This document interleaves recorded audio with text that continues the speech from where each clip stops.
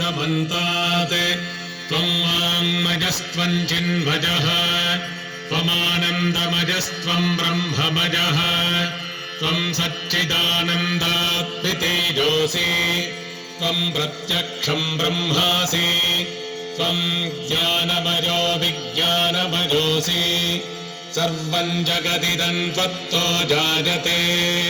सर्वं जगदिदं त्वत्तस्तिष्ठति सर्वं जगदिदं त्वगिलजभेष्यति सर्वं जगदिदं त्वगि प्रत्येति त्वं भूमिरापो नलो निलो नभः त्वं चत्वारि वाक्पदानि त्वं गुणत्रयातीतः त्वम् अवस्थात्रयातीतः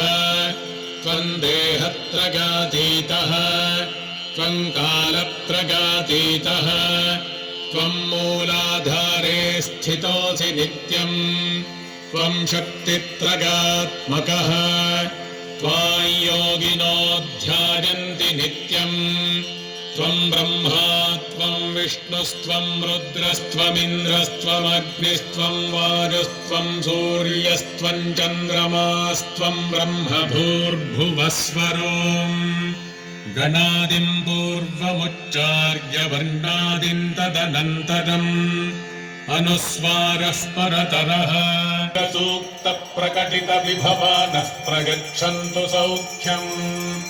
शुद्धस्फटिकसङ्काशं शुद्धविद्याप्रदायकम् शुद्धं पूर्णं चिदानन्दं सदाशिवमहं भजे ॐ शङ्ख मे मयश्च मे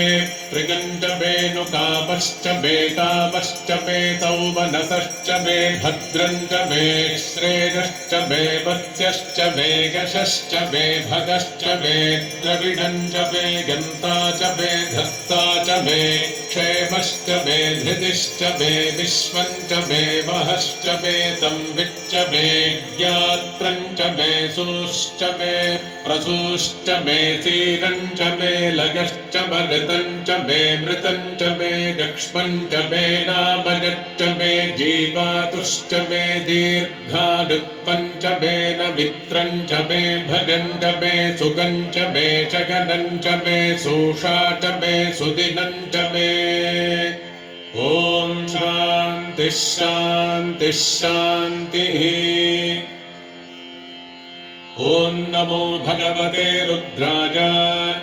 ॐ नमस्ते रुद्रमन्यव उतोत इषभे नमः नमस्ते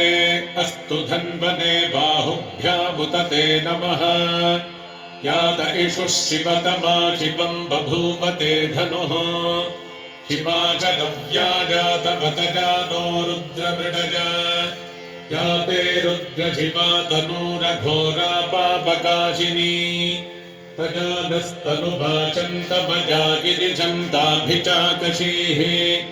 यामिषुं गिरिशन्तहस्ते बिभर्षस्तवे शिवान् गिरित्रतान् कुरु माहिपुंसेः पुरुषं जगते शिवेन वचसा त्वा गिरिशाच्छावदामसि यथा नः सर्वविज्जगदजक्ष्मतुं सुमना असते अध्यवोचदधिभक्ता प्रथमो दैव्यो